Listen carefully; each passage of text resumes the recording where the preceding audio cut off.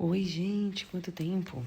Tô super cansada hoje, mas eu vim meditar numa palavra pra mim e acabei caindo num versículo que até eu tenho uma anotação assim de muitos anos atrás, e aí me deu vontade de falar para vocês desse versículo, de ensinar a respeito desse versículo, que está em Ezequiel 21, versículo 24, que diz assim: Portanto, assim diz o Senhor Deus: visto que me fazeis lembrar da vossa iniquidade, descobrindo-se as vossas transgressões, aparecendo os vossos pecados em todos os vossos atos, e visto que me viestes à memória, sereis apreendidos por causa disso.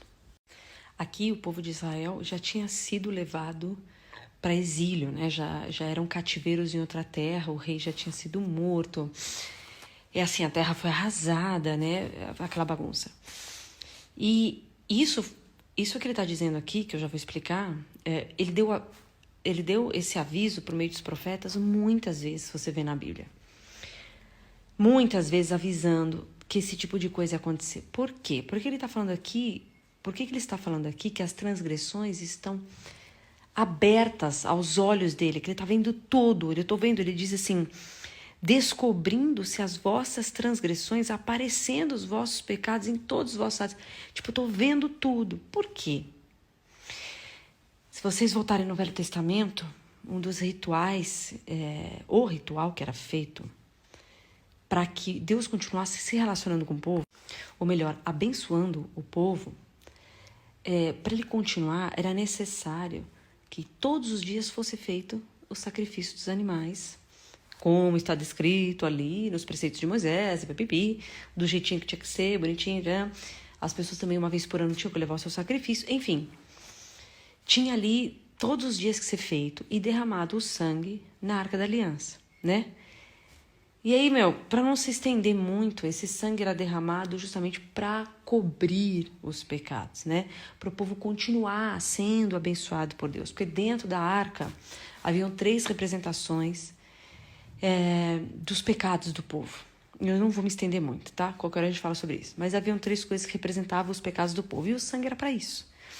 Para cobrir o pecado e o povo continuar sendo abençoado. Obviamente, isso não trazia salvação.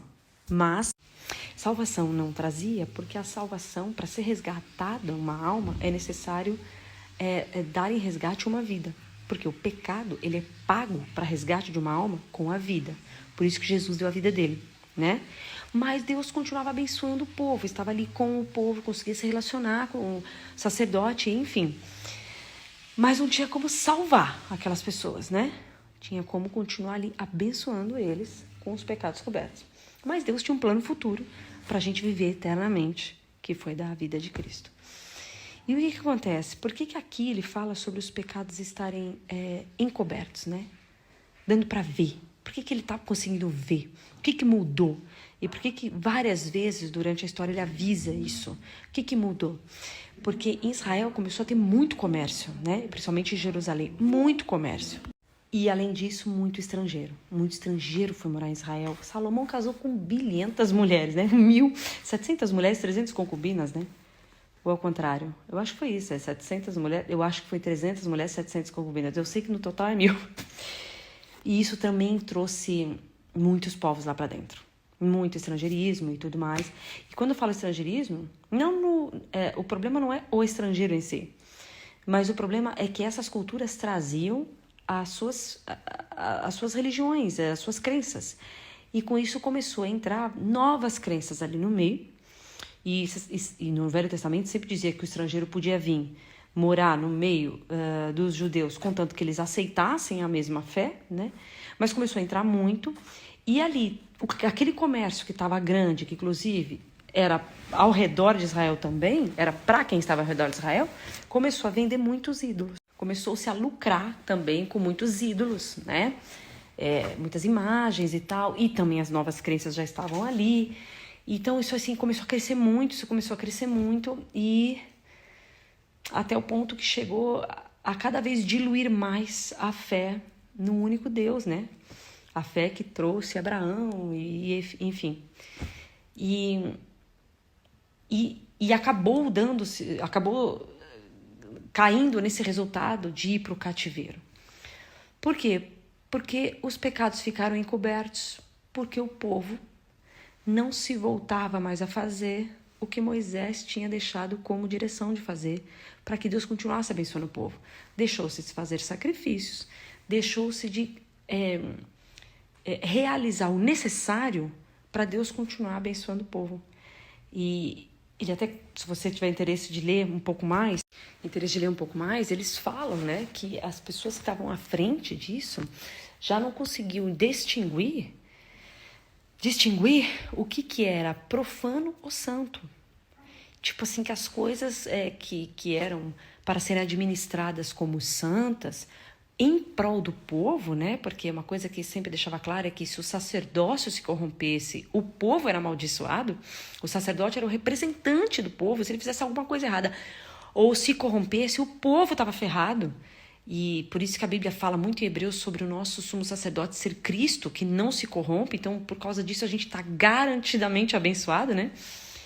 Então, se você ler um pouco, você percebe que está tudo profanado, está tudo errado. E no lucro começaram a vender ídolos e as crenças entraram e o povo deixou de fazer o que era necessário para encobrir os pecados, que era o sacrifício. Deixou fazia mal feito, não fazia direito, deixou de seguir aquilo, né? Deixou de seguir a fé. E não só, realmente grande parte abandonou mesmo essa fé no único Deus. E aí Deus fala, os pecados estão encobertos. Não havia como se relacionar com abençoar o povo, que dava para ver, porque Deus, ele é justo, ele é santo, ele precisa penalizar o pecado. E ali não tinha sangue, a fé foi abandonada. E em Salmos diz, e eu não estou lembrando do Salmo agora, que o único Deus que pode perdoar é esse. É o único lugar, eu vou chamar de lugar, o único lugar que você encontra perdão é no único Deus, é em Cristo. É o único lugar que você encontra perdão para resgate da sua alma e, consequentemente, para que, estando salvo, também seja favorecido em todas as coisas. É o único lugar. E o povo deixou isso para trás. Então o povo foi decaindo, a nação foi decaindo cada vez mais, porque já não se cobriam os pecados, a gente usa a expressão após Cristo, remissão de pecados, e antes de Cristo, cobrir os pecados, né? Para que Deus pudesse não penalizar o povo, né?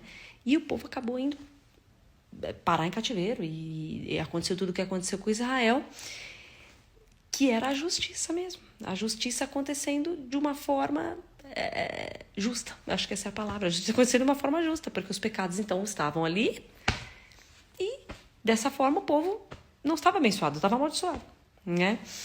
E que, na verdade, é aquilo que Hebreus fala, né? A desobediência, ela é praticamente, na prática mesmo, é deixar de crer. É a incredulidade, né? A desobediência é isso. E, consequentemente, começa a se andar fora daquilo que é para se fazer. Naquele caso, o sacrifício. Então, era isso que eu queria deixar, que eu queria ensinar, sobre essa questão de que só há um Deus que pode perdoar, né? Que é onde você encontra a salvação. E que, nesse caso, Israel aqui abandonou isso. E por isso aconteceu tudo que aconteceu. E aí, claro, depois disso tem muitas coisas na história que acontecem, até o povo se voltar novamente à fé, né, em Deus. No caso, eles não conheciam, Cristo não tinha sido revelado ainda, mas a fé em Deus. Eu sei que quando Neemias ele reconstrói os muros de Jerusalém e tal, a Bíblia fala que ele chama Esdras para ler lá os preceitos, não sei o quê. E depois ele começa a instituir levitas e tudo mais, tentar montar um sacerdócio para voltar a fazer sacrifícios e tudo mais, para restaurar a sorte do povo. Muitas vezes já me aconteceu na vida assim, de eu pensar, caramba, se não fosse por Jesus agora eu estava ferrada.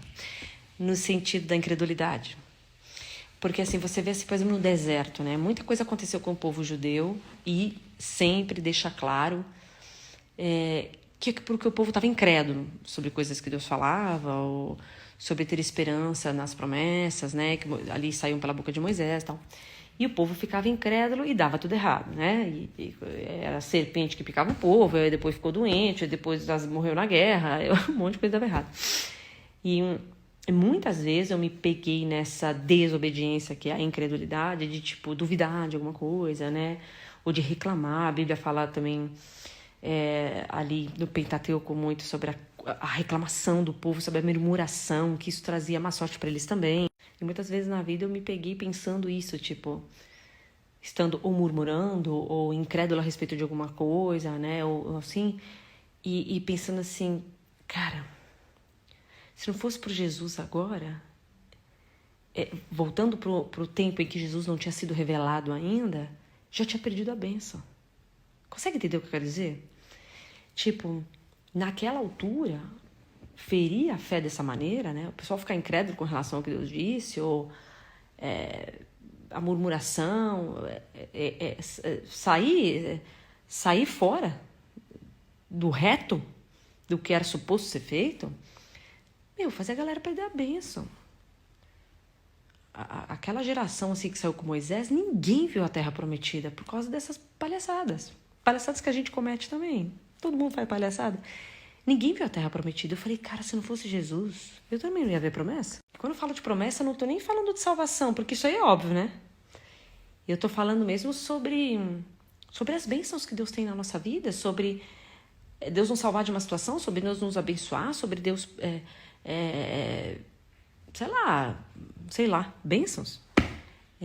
Bênçãos, tranquilidade, paz, segurança, dinheiro, sei lá, enfim, saúde, né? Tô falando sobre tudo isso.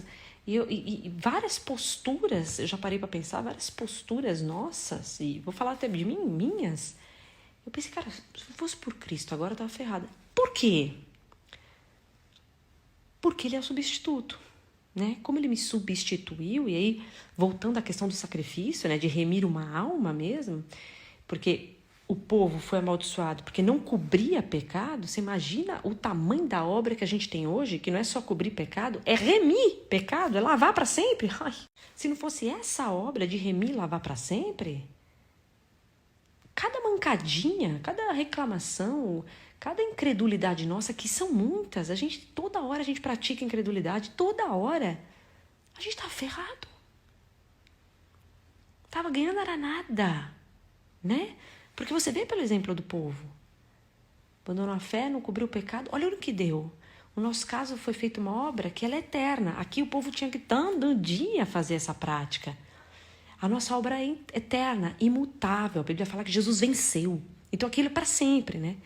Por causa dessa obra que é para sempre, a minha incredulidade hoje não me traz consequências. A minha reclamação não me traz consequências, a minha má postura não me traz consequências talvez naturais, né? Tipo assim, uma má postura com uma pessoa, essa pessoa pode chatear com você, que novela que você vira depois. Nesse sentido, sim, né? Desonesto no trabalho, vai ser demitido. Tipo, nesse sentido, pode ter uma consequência natural. Mas as bênçãos de Deus não vão deixar de estar na sua vida, né? Deus vai te corrigir, vai consertar e vai te abençoar de novo, mas nunca tirar as mãos. Pelo contrário, tipo, é uma obra que ele comprou, se encarregou, né? De aperfeiçoar e de nunca deixar de abençoar, né? Tanto que a Bíblia, Jesus diz isso, nunca vos deixarei, jamais vos abandonarei, né? E aqui, se você ler assim, Lamentações ali, Jeremias coloca assim como Deus abandonando o seu povo. Tipo, o povo foi levado em cativeiro. Tipo, abandonando o seu povo. E não é bem abandono a palavra, mas era a questão de que eu tô vendo os pecados. Tipo, Deus é justo. Não tinha como habitar com isso. E no nosso caso, não tá olhando os pecados. Primeiro porque nós somos perdoados para sempre, né? Presente, passado e futuro. Mas não é só isso. A questão é que Cristo vive em nós. Então, o relacionamento de Deus conosco tem Cristo no intermédio. Então, quando você fala com Deus, não é que Deus não te conheça profundamente, o seu relacionamento completamente pessoal com Ele não é igual ao de ninguém. O seu é muito particular, né? Não é igual ao de ninguém. Mas quero dizer, usando de forma figurativa, que Ele se relaciona com você olhando para Cristo primeiro. Então, nunca vai deixar de te abençoar, nunca vai te abandonar. Nunca vai deixar de te consertar, de insistir com você. É o único que não desiste. É o único que não desiste, cara. Esse aí é o único que não desiste. Que até a gente desiste da gente às vezes, hein? É isso, pessoal. Vou descansar, tô cansadona. Nada de especial. Correria da vida mesmo. Ai, correria da vida, ok. Correria da vida. Cuidar de gato. Mas é isso aí, vou descansar. Graças a Deus por Jesus, né, gente? E quando tô cansadinha assim, que ainda tem, tipo, eu chego em casa, ainda tenho, faço 2 cursos de línguas, então ainda tenho que estudar, fazer coisa assim. E às vezes eu tô muito cansada, eu penso, cara, hoje eu só preciso de Jesus. Sabe? Tipo assim, eu juro pra vocês, aquele momento que você precisa restaurar as forças, a cabeça. Como eu falei, nada de especial tá acontecendo, tá tudo bem, mas é o cansaço do dia a dia. Você pensa, não, pera, preciso agora só de Jesus. E aí eu sento, às vezes eu fico só pensando e meditando, só faço nada, e às vezes eu pego na Bíblia. Então, por acaso, hoje peguei e vi uma palavra que era pra transmitir. É isso aí. A gente se vê na próxima. Rapidinho. Eu sempre ouço depois que eu gravo, né? Pra ver se os vídeos entraram certinho. 2 vezes. 2 vezes eu disse que Deus disse os pecados estão encobertos. É o contrário. O que está encoberto, na verdade, não dá pra ver. É o contrário. Deus disse que os pecados estavam expostos. Estava dando pra ver. Porque o que está encoberto não dá pra ver. A pessoa tá mesmo cansada, né? Mas Deus ajude, vocês entenderam.